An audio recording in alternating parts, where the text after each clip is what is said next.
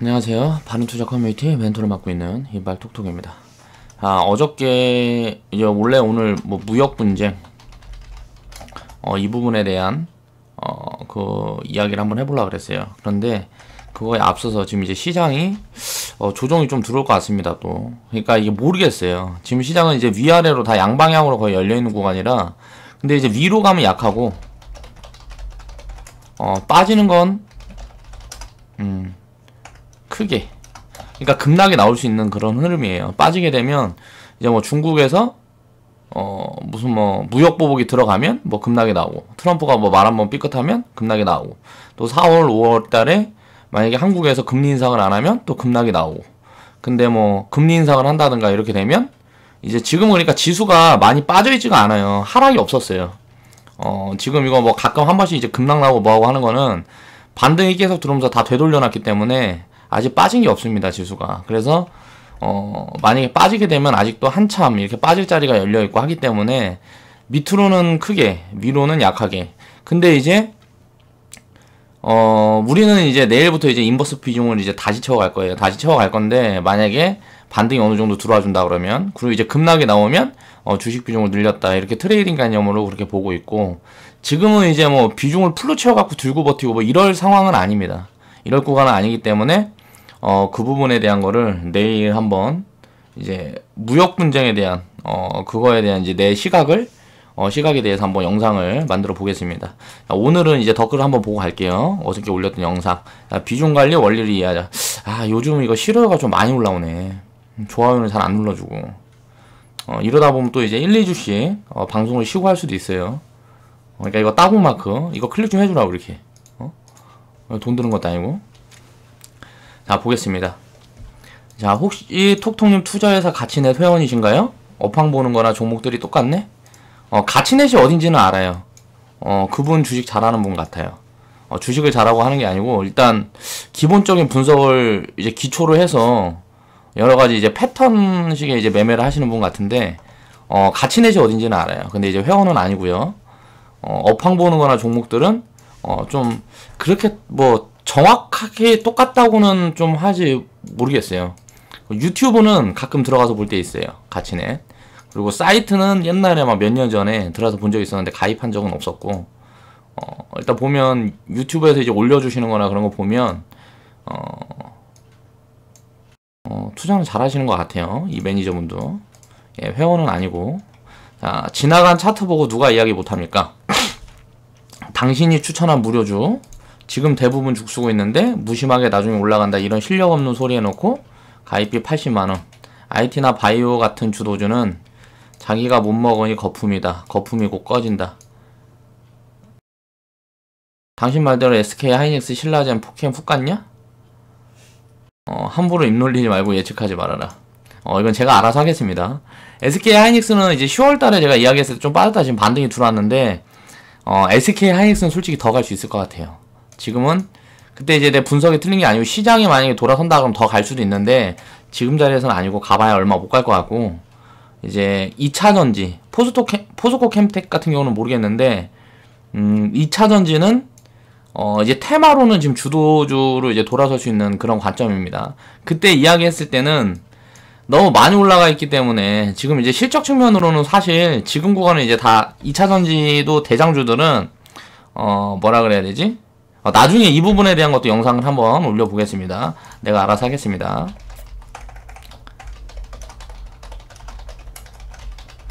그리고 무료주 지금 대부분 죽쓰고 있다 뭐 이런 이야기를 하셨는데, 오늘 영상이 그 부분 이제 돌아보는 거니까 한번 살펴보자고요.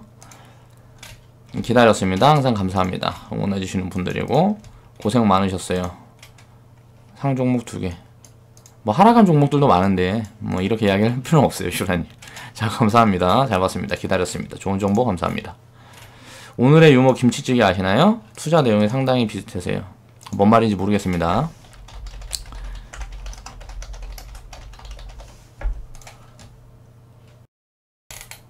그러니까 내 무료주는 다 죽쓰고 있다. IT나 바이오 같은 주도주는 내가 못 먹으니까 거품이다, 거품이다, 곧 꺼진다 그랬다. IT는 사실 모르겠어요. 내 관점에서는 거품인데 모르겠어. 나는 안 사겠어, IT는. 사실 이게 지금 싸다 비싸다도 논쟁이 되게 어려워요. 바이오는 무조건 비싸요. 이건 무조건 거품이라고 생각을 하고요. 내 판단에는 그렇습니다. 그리고 무료 추천주 그 부분에 대한 거 오늘 한번 영상으로 준비해 왔으니까 한번 다뤄볼게요. 자, 오늘 내용을 이제 시작해 보겠습니다. 그치, 이제 악플 같은 거는 시장이 안 좋으니까 달릴 수밖에 없어요. 이제 호의적인 댓글이 많이 달릴 때는 시장이 좋고 내 계좌가 반짝반짝 빛나야 돼. 근데 지수는 많이 올라왔어도 바이오만 끌어올리다 보니까 지수가 많이 올라왔어도 좀 뭐라 그래야 되지? 계좌 수익은 크게 안 나있는 분들이 많을 거예요. 근데 투자를 하면서는 항상 주도주를 잡을 수도 없고, 주도주는 가치를 기반해서 움직일 때, 어떤 주도주가 이제 가치를 기반해서 만들어 갈 때 그때 주도주만 취하는 거지, 바이오 이게 주도주가 된 거는 솔직히 말해갖고 제가 생각했을 때는 돈장난, 그렇게 판단을 하고 있습니다. 제 개인적인 관점에서는요. 그러니까 이거는 투자를 할 수가 없어요, 바이오 같은 경우는. 그러니까 이 부분에 대한 이야기도 한번 나중에 영상으로 제대로 한번 다뤄보겠습니다. 오늘의 주제는 이제 공포를 사자고, 이제 투자 기법이니 뭐 스킬이니 뭐 이런저런 것들이 많은데, 단기 매매를 하는 방법에서는 이제 보면은 가장 수익률이 좋은 건 사실 뭐 전고점 돌파 매매 뭐 해갖고 책으로도 많이 나와 있고, 그런 부분들을 좀 공부를 해보면 맞아요. 그렇게 딱 맞아 들어가는데, 그게 보통 이제 주도주를 따라잡는 매매법인데, 말 그대로 단기 매매죠. 단기 매매를 하면 수익폭을 크게 확대하고 갈 수가 없어요. 그렇기 때문에 또 이제 시장이 굉장히 안 좋아지고 뭐하고 하면 안 맞아요. 시장이 좋을 때는 한 거의 60% 70% 맞습니다. 근데 시장이 안 좋을 때는 10% 20%도 안 맞아요. 저거 좀 돌파했다가 그냥 쭉 밀려버리니까 막 하한가 맞아버리고 20% 떨어지고 막 이렇게 된다고. 저거 좀 딱 돌파하는 순간에, 그 순간에 따라잡으면 이제, 그래서 시장을 먼저 살필 줄 알아야 이제 단기 매매도 가능한 거고, 이제 장기적으로 편안하게 우리가 투자를 할 수 있는 방법을 보려 그러면 장기 투자를 기본으로 놓고 보면 주가의 변동폭이 중요한 게 아니고 기업 가치를 분석을 해서 지금 싼 구간에 있으면 사서 담으면 되는 거예요. 그렇게 해서 차곡차곡 모아가서 이제 그게 어느 정도 적정 가치 오고, 적정 가치를 넘어서 이제 버블이 끼는 순간부터 이제 팔아잡기면 되겠죠. 자, 아까 댓글에 다셨던 분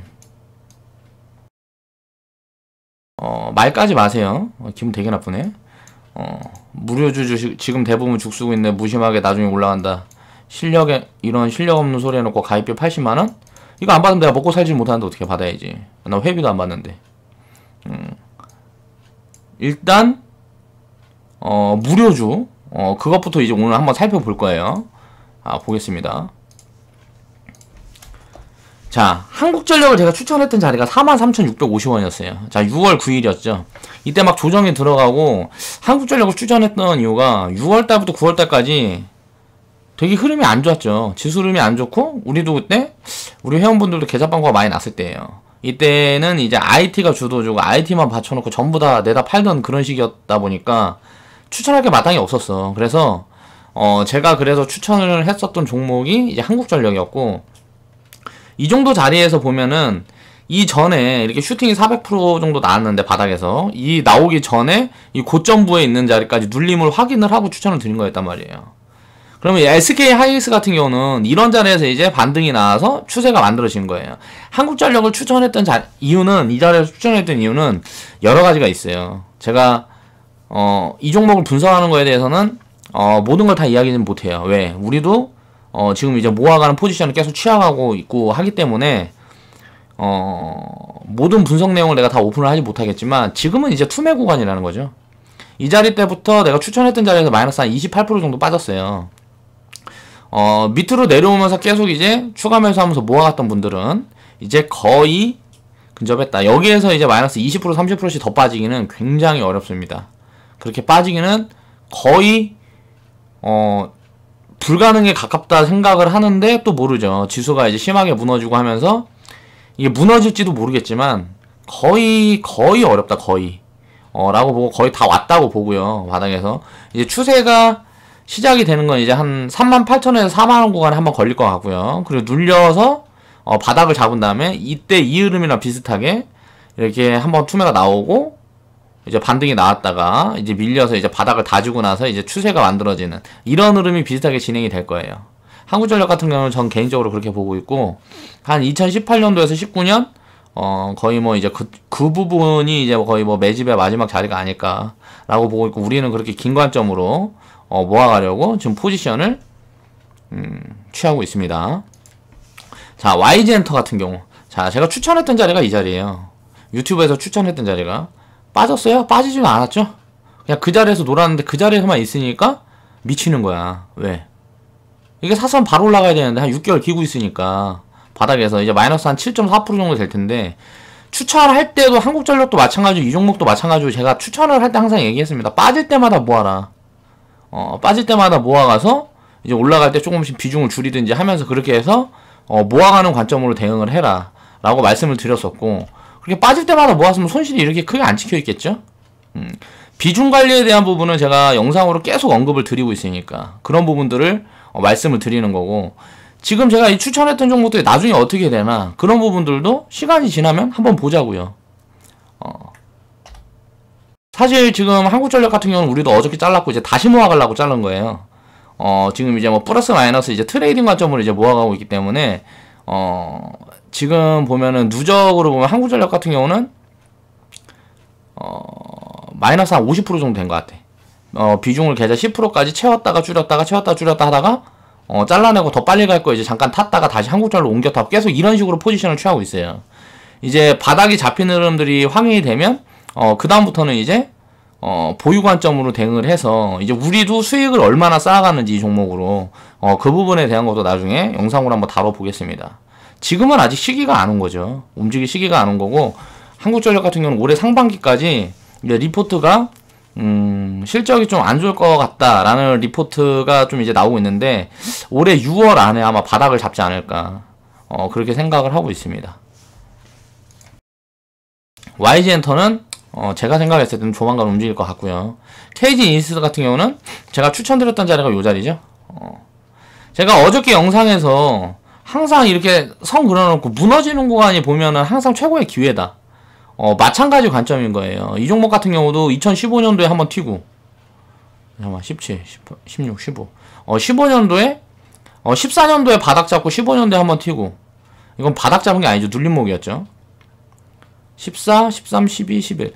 2011년도부터 이제 추세가 시작된 거란 말이에요. 그렇게 해서 한번 튀었는데, 이게 너무 버블이 끼니까, 이제 하락폭도 이렇게 큰 거예요.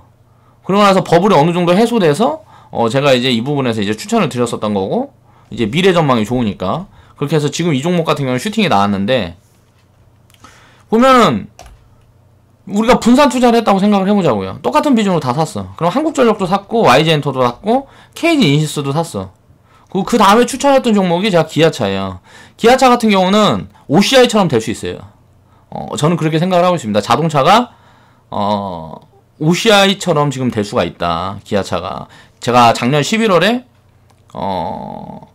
1억 가상 시뮬레이션이라는 영상에서 제가 추천을 드렸던 게 OCI고 지금 100% 이상 가있죠. 기아차 같은 경우도 그렇게 될 수 있는 가능성이 높다라고 저는 생각을 하고 있고요. 악재가 항상 난무할 때가 바닥이에요. 한국전력도 마찬가지고 기아차도 마찬가지고. 작년 6월부터 제가 추천을 드렸던 이유예요. 그러니까 이 추천을 6월달에 드렸던 종목을 다 플러스 마이너스 해보면 결국은 플러스라는 거예요. 왜? 누적 수익률로 똑같은 금액씩 들어갔다고 생각을 해보세요. 그러면은 한국전력도, YG엔터도, KG이니시스도, 기아차도, 종근당홀딩스도 샀어. 다 샀는데 5종목 샀는데 4종목이 빠지고 있고 한 종목만 갔는데 결국은 누적 수익률로는 플러스잖아. 이래서 비중 관리가 필요한 거죠. 종목을 나눠서 운영을 해야 되는 거고. 그러니까 그 부분에 대해서 공부를 해야 된단 말이에요. 종목이 지금 딱 해가지고 내가 이거 샀는데 지금 자리부터 바로 올라간다. 이걸 장담한다는 건 미친놈이에요. 그건 불가능하다고. 근데 그런 걸 갖고 자꾸 비판하려고 그러고 그럴 필요가 없어요. 내가 이게 무슨 종목을 내가 추천주를 왜 안 주겠어. 그 다음부터 아프리카 생방송에서만 가끔 추천주가 나가고 내가 추천주를 아예 안 주잖아. 유튜브로 공개방송에서 아예 안 한단 말이에요. 유튜브 방송에서 추천주 얘기를 요즘은 아예 안 해요. 왜? 짜증나니까. 저런 댓글 달리고 뭐하면 귀찮으니까. 내가 왜? 내가 뭐 그 사람들한테 돈 받는 것도 아니고 내가 공부하고 분석해서 이런 종목을 분석해서 여러분들한테 정보를 나눠드릴 필요가 없잖아요. 그래서 안 하는 거라고. 자, 그래서 과거에 6월달에 내가 추천주를 5개인가 6개. 몇 개야? 한국전력보다 하나, 둘, 셋, 넷, 다섯. 5종목을 7월 7일까지 딱 추천주가 나가고, 그다음부터 추천주를 아예 안 냈죠. 시장이 안 좋았었던 것도 있었고, 이거 하지 말자. 이거 귀찮게 뭐 하려고 하냐. 하는 생각이 있어서, 앞으로도 할 생각이 없습니다. 앞으로 나는 돈 안 바꾸는 이런 거 절대 안 할 거예요. 그러니까 이 종목들이, 기아차나 한국전력은 아직 안 온 거예요, 시기가. YG도 마찬가지고.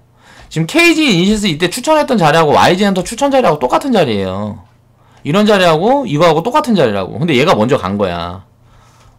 요즘 엔터 무슨 뭐 중국 사드 관련주 뭐 이런 거 해가지고 지금 화장품이니 뭐 이런 거 슬슬 바닥에서 돌리려는 흐름이 보이죠. 엔터 움직이면은 지금 JYP하고 SM 움직였잖아요. SM은 많이 갔고 JYP 같은 경우는 뭐 실적도 잘 나오고 하니까 YG보다 시청이 높아졌단 말이야. 혼자 빌빌거리고 있다가. 그쵸. 지금은 이제 YG만 빌빌거리고 있다고요. 근데 네이버랑 협업이라든가 이런 것들이 이제 자회사 뭐 인수하고 투자를 많이 했어요. YG는 굉장히 투자를 많이 했기 때문에 나중에 그 부분에서 이제 수익이 확 늘어나는 공간이 반드시 나옵니다. 나올 걸로 보고 있어요. 그래서 그렇게 되면은 이제 쫓아가겠죠. 그렇게 보고 있고, 이건 이제 6월달 17년 6월달부터 제가 추천드렸던 5종목이고, 종근당 홀딩스 같은 경우도 지금 이것도 이제 실적으로 보면 한 10만원까지는 봐도 된다 그랬어요. 이 위로 가는 거는 무조건 버블이에요. 근데 이 위로도 가겠죠. 제가 봤을 때 15만원 돌파해갖고 갔다가 이제 꺾이는 흐름이 만들어지지 않을까 보고 있는데, 여기에서 투매가 한 번 더 진행이 될 수도 있어요. 왜? 제약바이오가 꺾이는 흐름이 나오면 얘는 올라간 것도 있지만 꺾이는 흐름이 나올 수가 있어요. 그렇게 되면은 이제 기회가 오겠죠. 지금 자리에서 이제 상방폭으로 보면은, 그러니까 투매가 한 번 더 진행될 수 있다. 종근당 홀딩스 같은 경우는. 지금 상황이 보면. YG엔터, 뭐, 기아차, 뭐, 한국전력 이런 것들은 사실 지금 많이 빠질 자리가 없고, 그 부분만 이제 투자에 참고하셔서, 이 종목들을 운영해볼 사람들은 그렇게 하면 되는 거고. 자. 아까 그 댓글 보고 제가 이 영상을 급하게 만들었어요. 왜? 누가 또 그런 얘기 하고 하면 내가 못 참으니까. 짜증나니까. 사실이 아닌 얘기잖아. 과거에 내가 추천드렸던 종목들이나 이런 것들은 다 영상으로 다 만들어져 있어. 데이터가 다 만들어져 있잖아요. 그러니까 그런 부분들에 대해서 내가 이야기하는 거는, 어차피 비중 관리를 했으면은 이게 수익이고 손실이고 그게 중요한 게 아니고, 시기가 먼저 움직일 때가 있고 먼저 움직이지 못할 때가 있어요. 지금 뭐 KG 이니시스 안 사고 기아차 샀다고, KG 이니시스 안 사고 그때 한국전력 샀다고 투자 실패가 아니라는 거예요. 이제 자기 차례가 올 때까지 기다릴 수 있느냐 없느냐, 투자자는. 이게 왜냐면 지금 분석을 해봐도 내가 그때 추천했던 이 5종목들은 문제가 없어요. 투자를 하는데 지금 내 자산을 집어넣어서도 투자할 수 있을 만큼 내 분석 상에는 그렇다는 거예요. 그러면 내가 이 추천주를 드렸을 때 스스로 분석을 해보고 그 정도 노력은 스스로 해야지. 내가 사란다고 사가지고 뭐 수익이 많이 났어. 예를 들어 KG 이니시스에 몰빵 들어가서 누가 그래갖고 한 50% 수익 내고 팔았다고 1억 박아갖고 한 5천만원 벌었어. 근데 나 돈 1,000만원 줄 거야? 아니잖아. 여기에 대한 판단을 스스로 해가서 본인이 해가지고 그 부분에 대한 거는 스스로 책임을 져야지. 왜 이렇게 남 탓을 하는 거야. 그리고 그 사람은 지금 아까 댓글로 그렇게 단 사람들은 내 추천주를 갖고 있는 사람들도 아닐 거라고. 운영을 어떻게 해야 되고 그 부분에 대한 것도 영상으로 계속 이야기를 하고 있는데 굳이 그런 이야기는 할 필요가 없다. 그냥 뭐가 박살나고 있는지 모르겠고요. 그때 추천 자리가 한국전력 같은 경우도 그렇고 추천 자리가 나쁜 자리가 아니었어요. 제가 판단을 했을 때는 이 정도 자리오면 담아볼 만한 자리였고, 이탈이 됐으면 잘라내든지 아니면 그냥 버틸 거면 그냥 갖고 버티는 거죠. 지금도 결국은 저는 한국전력 같은 경우는 적정가치 10만원 정도는 보고 있으니까요. 지금 굉장히 싸잖아. 3만원까지 내려왔는데 뭐 이게 2만원이 가든 만원이 가든 뭐가 걱정이야. 그만큼 더 싸지면 더 사면 되지. 아무튼 그런 상황이고, 분석이 되어 있고 내가 분석을 해봤을 때 가치보다 싸다 그러면 주가가 빠지는 건 두려워할 필요가 없어요. 이거 두려워하는 건 왜 두려워할까요? 거기다 몽땅 다 태워버렸으니까 두려운 거 아니야. 이게 뭐 20% 30% 빠지면, 예를 들어 몽땅 태워버리면 한 종목 상장 폐지된다 그러면 죽어버리잖아. 내 돈 다 없어져 버리잖아. 이게 주식이라는 건 항상, 주식은 불확실성에 투자를 하는 거예요. 리스크에 투자를 하는 거라고. 근데 왜 주식 투자를 해야 될까요? 기업이 돈을 벌면은 지금 보면 한국 GM이 뭐 철수한다 뭐 한다 그러잖아요. 거기서 일하는 사람들은 다 망했잖아. GM이 철수하면 어떻게 돼? 그 사람들 다 길거리 나앉잖아요. 내가 직업을 갖고 있는 것도 마찬가지고 세상의 모든 건 다 불확실성이 있어요.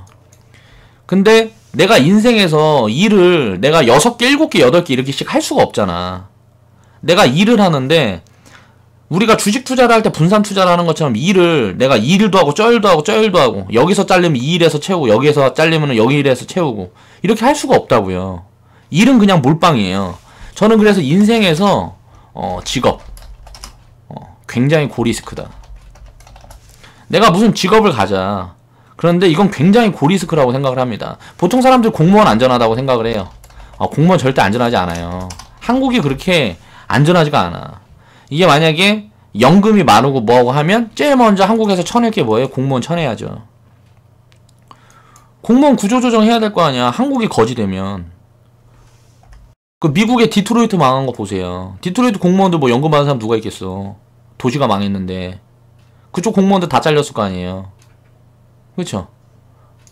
그 중에 좀 연줄이나 입고한 사람들이나 다른 데로 이제 다른 데로 가고 하는 거고 그 인원도 만약에 다 찼다. 그럼 다 잘리겠지. 안전한 게 아니라고 공무원도. 직업도 마찬가지. 이것도 다 몰빵이잖아요. 내가 공무원 하면서 내가 자동차 팔고 어디 가고 노가다 하고 할 수 없잖아. 학교 다니는 것도 마찬가지고 모든 거 세상의 모든 건 거의 다 몰빵이에요. 이게. 근데 주식 투자는 왜? 내 자산을 쪼개가지고 내가 운영을 할 수 있기 때문에 리스크를 관리를 할 수가 있단 말이에요. 그래서 주식 투자를 해야 된다는 거야. 학교 다녀서 내가 예를 들어서 법대를 나왔어. 지금 법대 나와갖고 이제 뭐 변호사 뭐하고 한다 그러는데 갑자기 변호사가 겁나 많아져서 내가 할 수 있는 건 나 연줄도 없고 뭣도 없고 로펌도 못 들어가고 응? 검사 딱까리나 하다가 나와갖고 변호사 하려니까 답도 없으니까 그 뭐야 국선 변호사나 하고 그럼 내가 먹고 사는데 그렇게 안정적이지 못하다는 거죠. 앞으로 모든 산업이 마찬가지예요. 모든 게 다 공급이 과잉이 되면 다 힘들어져. 그 부분에 대한 판단을 정확히 한다 그래도 할 수 있다 그래도 그 부분에 대한 어떤 변수가 있을지 모른다고. 농사도 마찬가지예요. 이게 태풍이 올지 뭐가 올지 그 리스크라는 건 이 세상에 어떤 행위를 하든지 리스크라는 건 다 있어요. 내가 길거리를 걸어가다가 차에서 치일 확률 뭐 이런저런 모든 리스크는 내가 살다가 언제 죽을지 모르는 거야. 재수없으면 죽는 거지 뭐. 갑자기 지나가는데 뭐 15층에서 뭐가 떨어져갖고 화분 같은 거 하나 떨어져 내 머리 때려버리면 나 죽는 거 아니야. 그러니까 이 리스크는 주식에만 있는 게 아니고 인생이고 뭐고 전부 있다. 그러니까 살아가는 모든 것에 이 리스크라는 건 항상 존재하는데 이 리스크를 관리할 수 있는 방법은 자산운용은 가능하다는 거예요. 우리가 먹고 사는데 돈이 필요하다 그러면 그러면 이제 저축을 할 때 은행에다가 저축하는 건 리스크가 얼마나 커요. 예금은 금리를 많이 안 주잖아. 금리를 많이 줄 때는 상관이 없는데 금리를 많이 안 줄 때는 물가가 그거보다 더 올라가 버리면 그건 리스크가 엄청 큰 거잖아요. 예를 들어서 예금 금리가 1%죠. 근데 물가가 2%야. 물가가 2%씩 올라. 1년에 1% 줬는데 물가가 2%씩 올라. 이거 50년만 반복하면 내 돈 없어져 버린다고. 50년만 이대로 가버리면 그냥 내 돈 없어져 버려요. 내 돈 빵원. 1억 예금해놨어. 50년 후에는 빵원 되는 거예요, 이거. 돈이야 남아있겠지. 찍혀있으면 뭐해. 이때 1원에 사먹던 떡볶이가 50년 지나면 1억이 되는 거예요. 그러니까 이런 부분에 대한 거를 알고 있어야 돼요. 투자를 하는 사람들은 그런 모든 부분들을 생각을 해서 해야 되는 거기 때문에 아까 이 무료 추천드렸던 이런 종목들도 리스크 관리만 돼 있었다 그러면 지금 수익 나오고 있겠죠. 이렇게 5종목만 운영했다 그래도. 근데 물론 그렇게 하면 리스크가 더 있죠. 이거 하나는 이거 운 좋게 얻어 걸린 거고 SK 이니스 이거 하나는 얻어 걸린 거고 이때 시장이 6월달부터 지금 많이 빠지는 상황이고 지금 아직 회복을 못한 거니까 이때 종목을 추렸는데 잘못 추렸다 그러면 리스크가 있겠죠. 어떻게 해야 돼? 이거보다 리스크를 더 관리하고 싶으면 비중을 더 쪼개야지. 종목을 더 나눠야죠. 자, 그래서 그 리스크 관리와 비중 관리가 무조건 돼 있어야 투자를 할 수 있는 거예요. 그게 하지 않으면은 그거는 이제 투기 성향을 내가 입히는 거기 때문에 손실을 감수를 할 수 있어야 돼요. 내가 단타를 한다. 내가 손실 감수만 할 수 있으면 상관없어. 10억 가지고 단타 두들겨서 한 1억 까먹고 예를 들어 벌 때는 한 2억씩 벌고 까먹을 때는 한 1억씩 던져버리고 이것만 반복해서 확률적으로 내가 이길 수 있으면 해도 된다고요. 보통 대부분의 사람들은 그게 불가능해요. 그래서 하지 말라는 거예요. 장기 투자는 쌀 때 사서 들고 있으면 무조건 수익이 난다고요. 한국이 망하지 않는 이상. 그렇기 때문에 장기 투자를 하라는 거지. 주식을 왜 한국에선 절대 이 사람 저 사람 다 하지 말라 그럴까? 다 망한다 그러니까 하지 말라 그러는 거 아니에요. 제대로 된 투자를 하지 않으니까 망하는 거고. 자, 그래서 실수를 아무리 해도 상관없다. 투자를 하면서는 비중 관리만 돼 있고 내 자산만 지킬 수 있으면 된다는 거예요. 수익은 없어도 된다는 거예요. 왜? 언젠간 수익이 나오니까. 이게 예를 들어서 내가 기업 20개 다 다른 기업이에요. 똑같은 산업에 있는 기업이면 안 되겠죠. 다 다른 산업. 여기에 자산을 분배해서 투자했다. 이 20개가 다 망할 수 있는 확률이 얼마나 될 것 같아요? 거의 제로에 가깝습니다. 이거 로또 당첨되는 것보다 확률이 더 어려울 거예요. 이거를 이렇게 가치적으로 분석을 해서 내가 투자를 했다 그랬을 때 거의 뭐 한 30% 망하는 것도 20% 30%가 10년 후까지 해서 망하는 것도 확률이 거의 희박할 거예요. 분석을 제대로 해서 진입을 했다 그러면. 이렇게 분배를 해서 투자를 해야 된다는 거죠. 항상 확률적인 이점을 취해야 돼요. 그래야 리스크가 관리가 된다. 투자에서는. 그러니까 비중 관리만 돼 있고 종목만 쪼개져 있으면 이게 5년은 우리가 보고 투자를 했을 때 손실은 불가능하다는 거예요. 제로예요. 제로. 확률이 없어요. 그렇게 해서 진짜 분석을 제대로 해서 가치 분석을 해가지고 투자를 해서 손해본 사람이 있으면 그 데이터를 갖고 오면 내 전재산 다 줄게. 내 모가지까지 띄다 줄 수 있다고. 그런 사람이 있다. 왜? 난 이게 불가능한 게 아니까. 이거는 100%야 100%. 불가능하다고. 손해를 본다는 자체가. 근데 왜 망할까? 그거 못하니까 망하는 거 아니에요. 개인 투자자들이 실패하는 이유는 그걸 못하니까 실패를 하는 거예요. 그거를 할 수 있는 방법을 내 나름대로 고민하고 분석하고 공부해서 그 지식을 나누는 게 제가 유튜브를 하는 일이고, 그러면서 어떻게 보너스로 조금 뭐 유튜브 수익 같은 거 생기면 뭐 용돈 하는 거고, 한 달에 내가 시간을 이렇게 투자를 해서 영상을 만들고 뭐를 하는데, 자, 우리 커뮤니티에 홍보 효과가 있겠죠.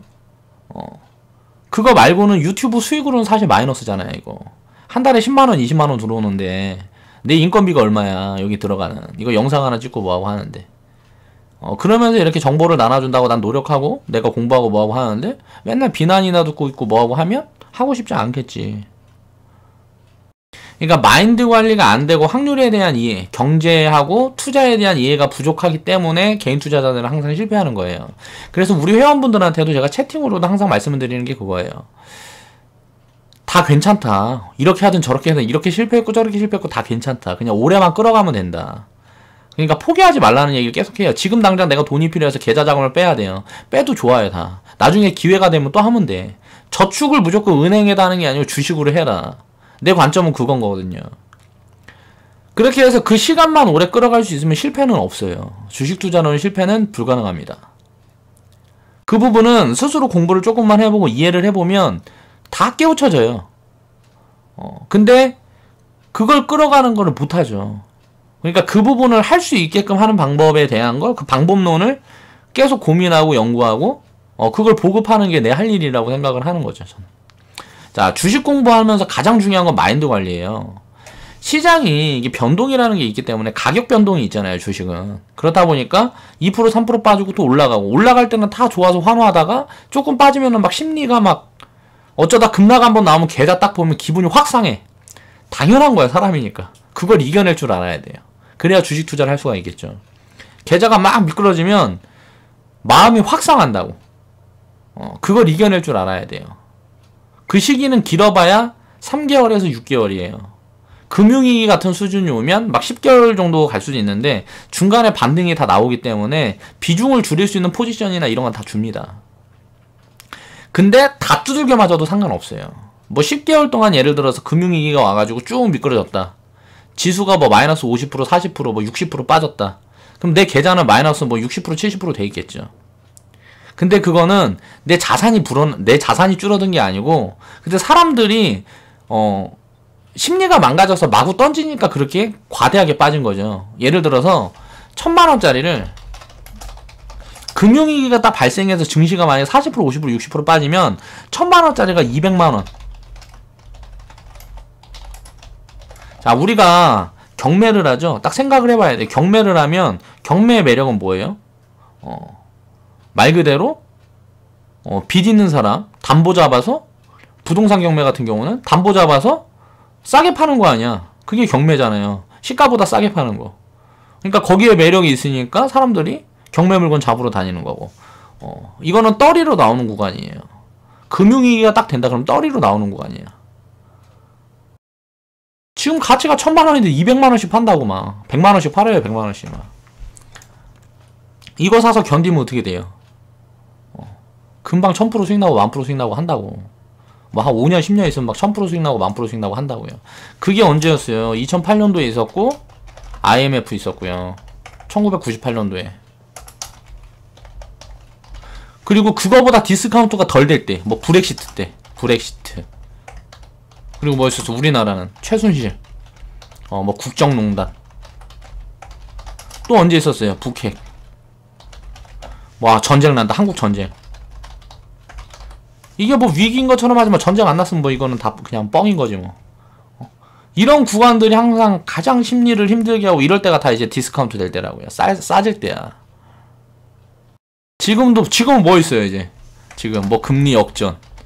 막 불안하게, 우리를 불안하게 하는 거. 한국 미국 금리 역전. 이렇게 해서 지금 아직 자본이 하나도 안 빠져나갔어요.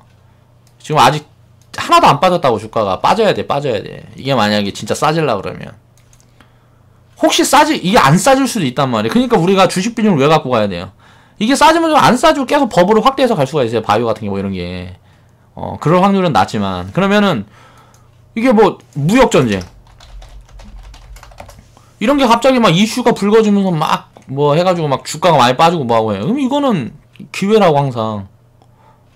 근데 단기적으로 왜 현금을 만들어야 될까? 이 기회를 잡으려고 지금 주식 다 갖고 있으면 돈이 한 푼도 없잖아.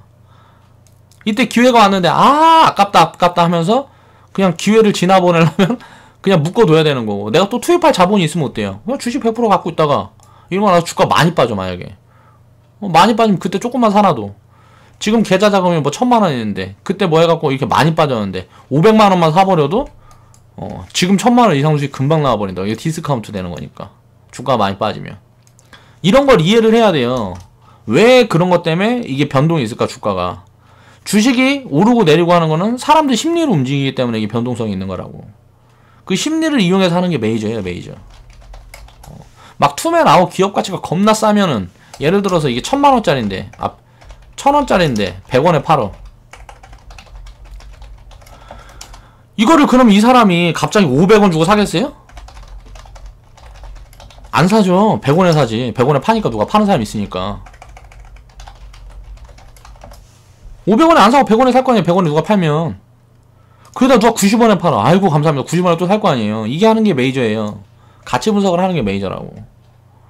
우리가 흔히 말하는 세력, 뭐 작전 세력, 이런 애들도 이거 다 하는 건데, 진짜 뜨내기야. 막 뉴스에 나오고 무슨 뭐 해가지고 뭐 자전거래에서 돌려갖고 뭐 주가 띄우고 뭐 이런 거 하는 애들은 완전 핫바지들, 거지들. 뭐 잔돈, 진짜 세력들은 뭐 몇 조 단위 굴리면 이제 이런 애들은 무슨 불법적인 거니까, 이거는 진짜 그 자산을 크게 운영하는 애들은, 운영하는 사람들은 이렇게 불법적으로 이렇게 할 필요가 없어요. 피곤하게 뭐 하려고 그렇게 해요. 전 세계를, 예를 들어서 우리나라 뭐 사우디 어디 따져보면 전 세계 중에 싼 데가 항상 있는데, 없을 데가 없는, 그쪽으로 자산을 가면 되는데 뭐 하려고 이렇게 피곤하게 뭐 불법적으로 하고 뭐하고 하냐고. 그런 거 할 필요가 없지. 근데 그 불법적으로 하고 하는 애들은 다 사이즈가 약한 애들. 뭐 어떻게 여기저기 대출 끼고 어떤 사람들 모아갖고 투자 설명회 같은 거 해서 한 1,200억 만들어갖고 자전거를 돌려가지고 이 사람 저 사람 사기쳐서 다 떠넘기고 나오고. 그건 사기꾼들이죠. 근데 진짜 메이저들은 합법적으로 여러분들 돈 빼가고 있는 거. 왜? 여러분들은 가치 분석을 안 하니까.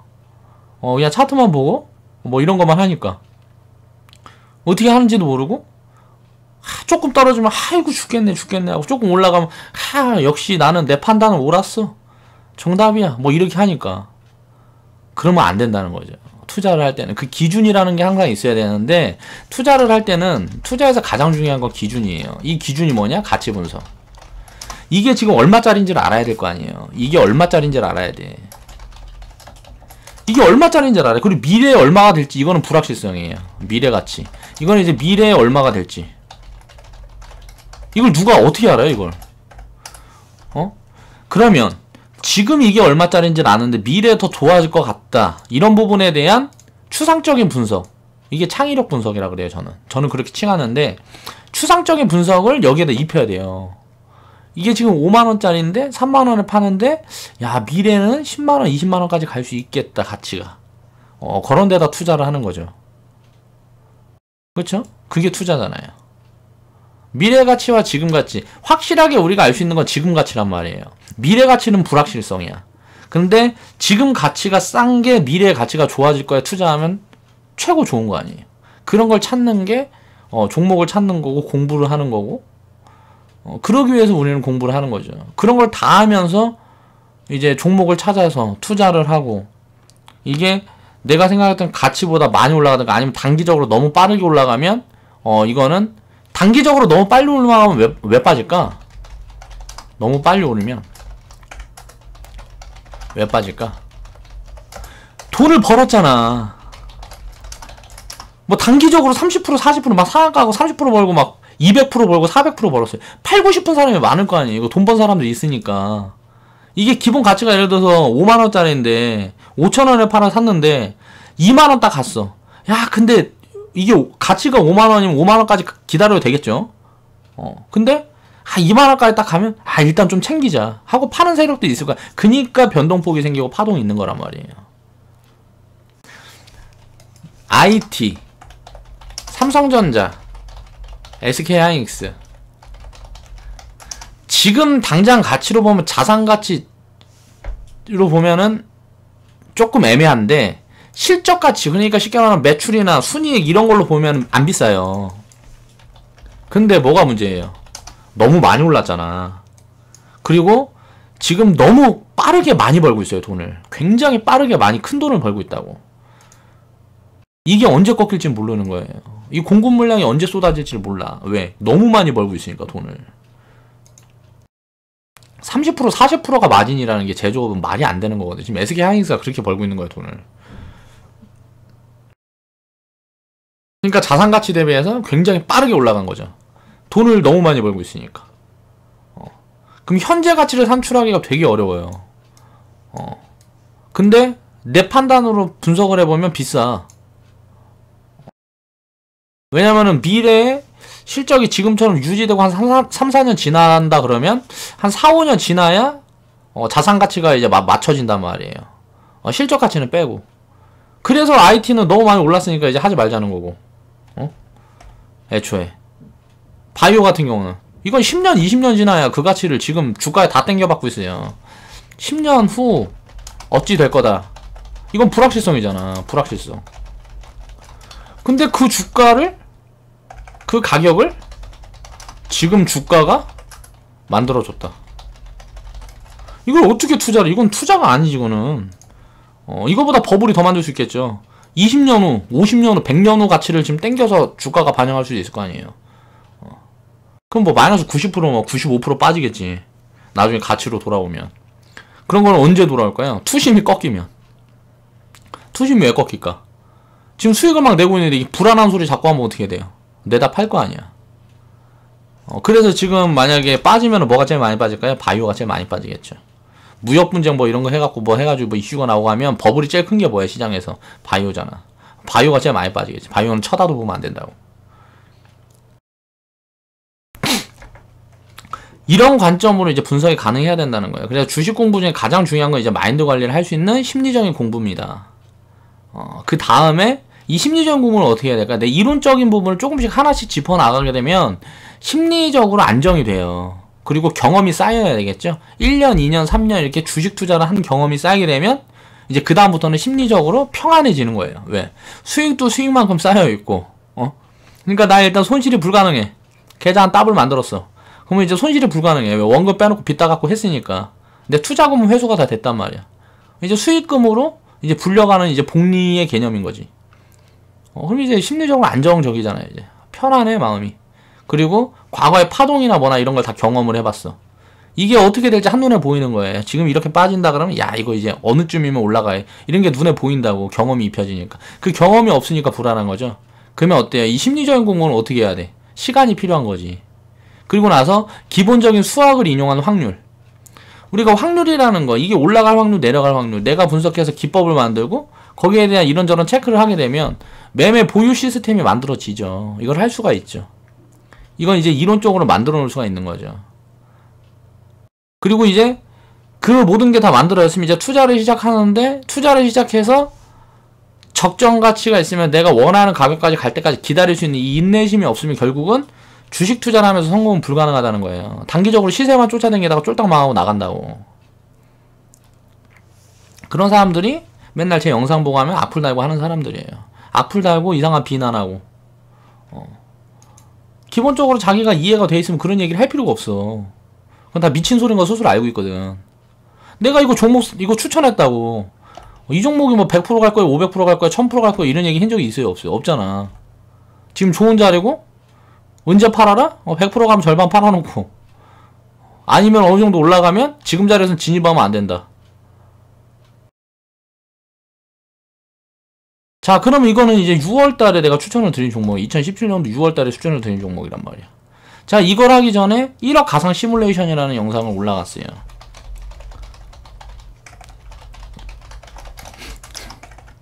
이 영상에서 추천했던 종목들을 보자고요. 이 영상에 지금 이 영상은 지금도 데이터로 내 유튜브로 보면 남아있기 때문에 거짓말을 할 수가 없잖아. 뻥카를 칠 수가 없잖아. 그때 이미 올려놓은 거야, 영상을 만들어서. 그러니까 내가 뻥카를 칠 수가 없죠. 그 영상을 보면 됩니다. 이게 맞는지 아닌지 보려고 그러면 그 영상을 보면 돼요. 자, 보겠습니다. 자, OCI를 내가 추천을 했을 때 그때 영상에서도 그런 이야기를 했어요. OCI를 추천할 때 뭐라 그랬어요? 트럼프가 무슨 뭐 태양광을 읍세니 어찌니 하면서 우리는 뭐 석유를 개발을 해서 어쩌고 저쩌고 막 별놈 개소리 다 했잖아요. 그러니까 어떻게 해요? 폭락이 나왔어요. 투매가 나왔어. 그때 추천한 자리잖아요, 이게.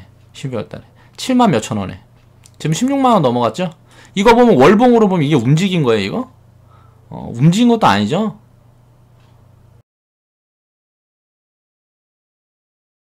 재작년 11월이니까 거의 한 1년 한 반 정도 됐을 거예요. 16만원, 17만원 뭐 여기까지 갔었잖아. 더블에 절반 팔고 또 한 50% 올랐으니까 조금 팔아놓고 기다려. 충분히 내려올 때까지. 한 10만원 밑으로 내려오면 다시 사면 되겠죠. 10만원 밑으로 내면 또 사도 돼요, 이거. 이제 우리는 기다리고 있어요. 왜? 지금까지는 못 사니까. 이게 더 가든지 말든지. 못 사요, 이거 이미. 지금 너무 많이 올라와 있어서. 이거는 어디까지 갈까요? 이걸 예를 들어 이렇게 좋은 자리 하나 잡았어. 이 자리에 잡았다 그러면 이거 언제까지 갖고 가냐고.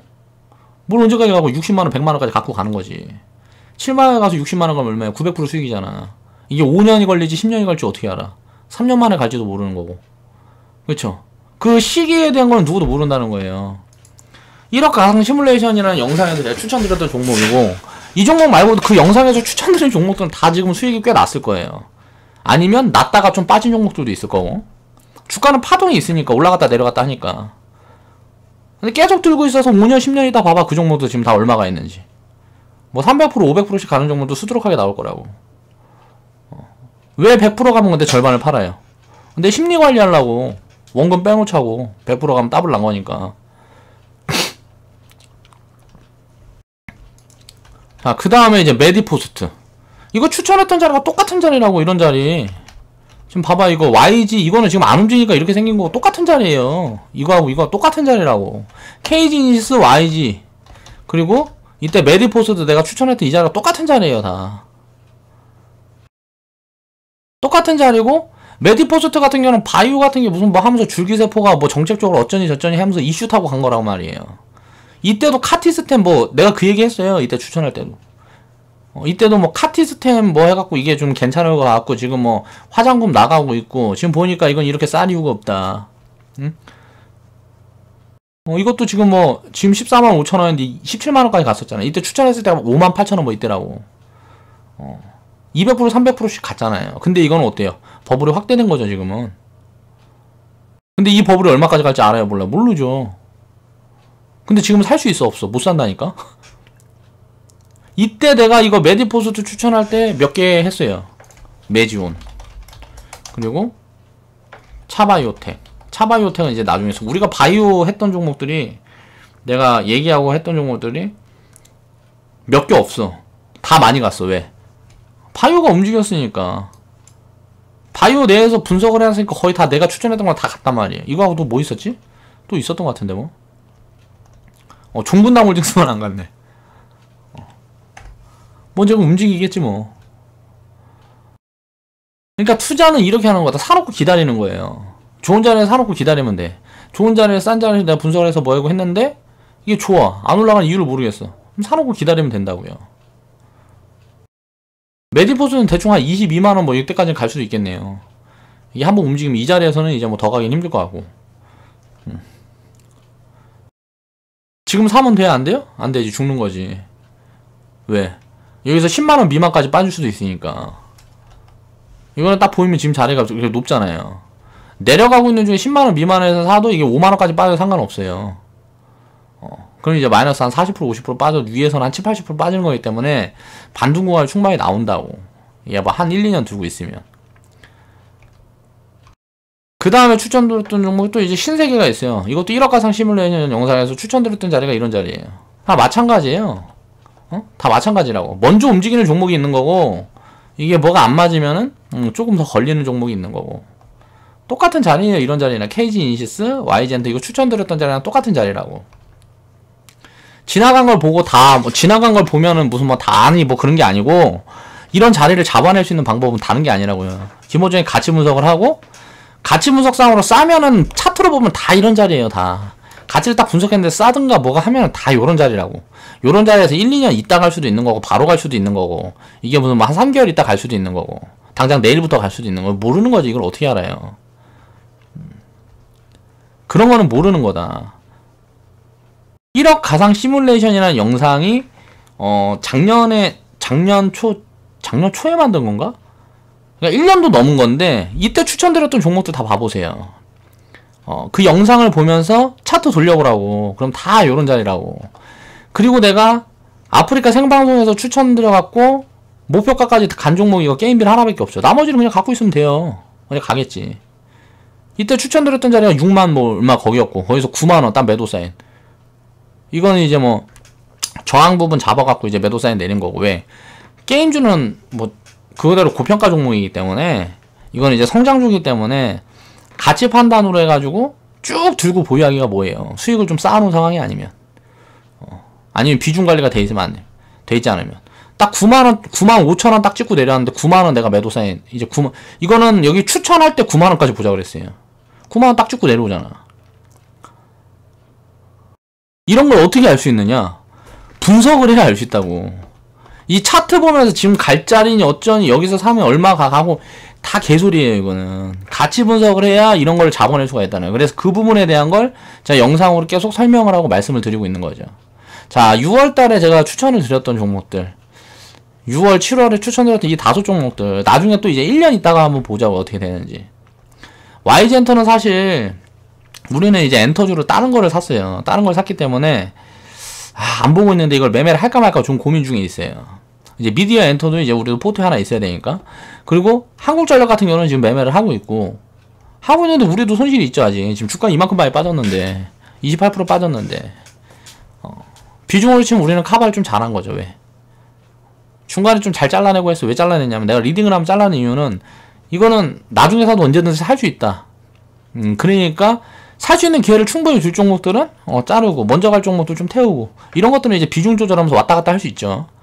수익률에 대한 거는 신경 쓸 필요가 없다고 지금. YG엔터 같은 경우도 마찬가지로, KG 인시스 같은 경우는, 야, 이거는 눌려도 이제 다시 진입자리 잡기가 되게 애매해요. 너무 많이 가버려서. 왜? 내가 추천드렸던 이 자리까지는 안 내려오거든. 내려오기 힘들어요. 이 자리까지는 이게 뭐 3년 지나도 5년 지나도 내려오기 힘들다고. 무슨 기업에 문제가 있지 않은 이상 이 자리까지는 안 온단 말이야. 이제 이게 한번 튀어버. 그러면 이런 자리를 잡기가, 잡아내는데 노력을 해야 될 거 아니에요. 이 앞에 있는 이 자리 봐보세요. 2008년도에 이 자리가 이제 안 와요. 이거는 평생 이런 자리에 안 온다고. 평생 이런 좋은 자리를 잡아낼 수 있는 그런 노력을 해야 되겠죠. 우리가 투자를 하려고 그러면. 기아차도 여기서 이제 돌리고 뭐하고 한다면 이게 뭐 10년 20년 지나고 기아차가 망하지 않는 이상 이 자리에 안 올 가능성이 높아요. 지금 자리, 이런 자리는 이제 뭐 5년, 10년 지나고 이제 나중에 이제 제대로 기업이 뭐 성장을 하고 뭐하고 하면은 삼성전자처럼 이제 커지고 뭐하고 해도 이 자리는 이제 다시 안 올 가능성이 높단 말이에요. 근데 이제 삼성전자 이런 기업은 너무 공룡이라 가지고 계속 1위 자리를 이제 지키지 못하면 언제 망할지도 모르죠. 조금씩 쇠퇴해 갈 수는 있겠죠. 그럼 어떻게 하겠어요? 자산을 쪼개갖고 다른 기업을 뭐 인수를 하든지 사든지 아니면 다른 회사를 만들든지 뭐 그런 분할을 자꾸 하든지 기업 분할 뭐 이런 거 하든지 뭐 하겠죠. 왜? 덩치가 너무 크니까, 성장이 힘드니까. 그러니까 망하지 않을 기업을 찾아서, 지금 싼 기업을 찾아서 투자를 하면 손실을 볼 가능성이 굉장히 작다. 단기적으로도 작은데 장기적으로 보면 거의 없어요. 제로라고, 제로. 금융위기가 오든지 말든지 꼭대기에서 사면 문제가 있겠죠. 꼭대기에서 사면. 그래서 그런 부분에 대한 걸 서로 분석을 해서 스스로 판단을 할 수 있는 그게 돼야. 항상 보면은 공포가 기회다. 그러니까 시장 전체로 보면 이번에 무역 분쟁, 이게 마무리되기 전에 이게 커지면 커질수록 기회인 거예요. 근데 당장은 힘들겠죠. 또 뭐 이제 금리 역전, 당장은 힘들겠죠. 만약 이번에 4월달 5월달 이거 우리나라에서 한은에서 이제 금리 안 쫓아가면 어떻게 되겠어요? 외국인들 겁나 빠져나간다고. 많이 빠져나갈 거예요. 그러면 그 다음에는 4월 5월 이제 한국에서 4월 5월 금리 역전, 이게 금리 인상, 이거 안 하면 7월달 해야 돼. 근데 이 3개월 동안 엄청난 투매가 나올 수 있죠. 프로그램 매도 뭐 겁나 나오고 이제 외국인들 막 겁나 팔고 뭐하고 하면, 왜? 금리가 이제 세계에서 이제 큰 자금들은 우리나라가 이제 금리가 매력이 없으면 우리나라에 대한 이제 환차익이라는 게 있기 때문에 우리나라에다 투자하는 게 별로 매력이 없어요. 없어져요. 그럼 어떻게 되겠어요? 자본이 딴 데로 빠져나가겠지. 그럼 주가가 많이 싸지면 어떻게 돼요? 다시 들어오죠. 주가가 많이 싸졌어. 지금보다 훨씬 싸졌는데 갑자기 금리를 맞췄어. 그럼 우리나라로 자금이 다시 들어올 거 아니에요. 그러니까 메이저들은, 전 세계에서 큰 자금 운영하는 메이저들은 이 금리라는 걸 보고 트레이딩을 해요.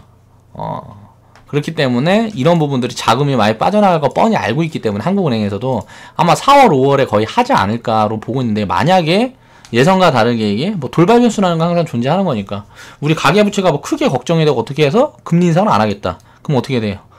인버스 때려받고 기다리면 되겠죠.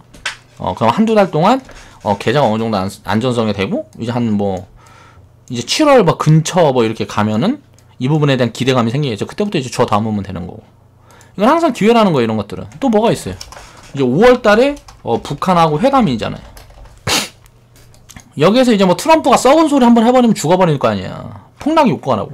트럼프가 썩은 소리 한번 해버리면 니네 그렇게 하든지 말든지, 한국에서 미군 철수 못한다. 갑자기 북한에서 그럼 나도 핵폐기 못한다. 뭐 이렇게 돼버리면 어떻게 되겠어? 원래 핵폐기를 한다 그랬는데 핵폐기를 못한다. 이런 식으로 나와버리면 이제 증시가 폭락이 나오겠죠. 근데 우리가 돌려서 생각해보면 어때? 핵폐기를 원래 안 하고 있었어. 얘는 원래 핵을 갖고 있었는데, 폐기 안 한다는 게 무슨 악재야, 이게. 그렇잖아요. 이런 식으로 이거는 굉장히 빠르게 회복이 되겠죠. 이런 식으로 투매가 나면 빠르게 회복이 될 거고, 이거는 좀 중기적으로. 무역 분쟁은 중국에서 만약에 보복을 해버리면 이건 장기적으로 갈 가능성이 있어요. 이것도 중기적으로 갈 가능성이 있죠. 한 6개월 뭐 이렇게 걸려버릴 수가 있어요. 그렇게 되면 시장이 금융위기 수준으로 많이 빠질 수 있겠죠. 중국에서 보복을 좀 세게 해버리고 뭐하고 하게 되면, 근데 지금 이제 예상으로는 이제 협상 분위기로 갈 것 같다라고 보고 있기 때문에 지금 시장이 이렇게 위아래로 흔들리는 거고, 이게 확실히 분쟁이 확대된다 그러면 이거는 전 세계 경기가 죽는 겁니다. 너 죽고 나 죽고예요. 다 죽는 거야. 만약에 미국채를 만약에 중국에서 팔아버렸다. 그럼 다 죽는 거야. 이거는 무조건 빠져나와야 됩니다. 일단 시장에서. 그러니까 빠져나오는 게 다 팔고 빠져나오는 게 아니라 주식 비중을 최대한 줄이고 인버스로 수익을 내야죠. 인버스로 수익을 내고 이제 기다렸던 이 부분이 진정되는 시점을 봐서 이제 주식을 이제 끌어모으면 어떻게 되겠어요? 이건 이제 절호의 기회가 되는 거죠. 항상 악재는 단기적인 거예요. 악재라는 거는. 그 공포를 살 수 있는 투자 마인드가 갖춰져 있어야 됩니다. 그 부분에 대한 공부를 많이 해야 되고, 이거는 이제 종목별로도 이런 상황이 항상, 종목별로는 종목이 2,000개 있는데 이런 종목들은 항상 있어요. 이렇게 죽어있는 종목들은 항상 있다고. 이유 없이 싼 종목들은 항상 있어요. 이런 싼 종목들은 항상 있는 거고, 우리가 이제 지수를 보면 시장 전체를 놓고 봤을 때, 경제 전체를 놓고 봤을 때, 한국 경제, 전 세계 경제, 이거는 다 어차피 맞물려서 같이 돌아가기 때문에, 따로 어디만 막 이렇게 움직일 수가 없어요. 그렇게 움직인다는 거는, 무언가 문제가 있어서 전 세계 경기는 좋은데, 여기만 이제 뭐 무너졌다든가, 아니면 전 세계는 다 안 좋은데 여기만 이제 뭐 화랑이라든가, 이런 경우는 거의 드물겠죠. 그런 경우 아니면은, 함께 이렇게 경제라는 걸 움직이기 때문에, 어떻게 되었던 간에 일단 공포가 딱 오면 그 순간은 기회예요. 근데 이제 타이밍을 어떻게 잡느냐, 그걸 정확한 타이밍을 잡아낼 수가 없기 때문에 나누어서 사고 나누어서 팔아야 된다는 거죠. 그래서 오늘의 주제는 이제 공포를 사자, 주식 투자에서 가장 좋은 포지션을 잡는 방법에 대한 거, 그 부분에 대해서 한번 생각해보는 시간을 가져봤습니다. 자, 좌측 하단에 보시면 추천 마크 있고요. 추천 마크 클릭해 주시고 광고 시청 좀 부탁드리고요. 내일은 이제 무역 분쟁에 대한 그 부분에 대한 영상을 한번 올려보겠습니다. 긴 영상 시청해 주셔서 감사합니다.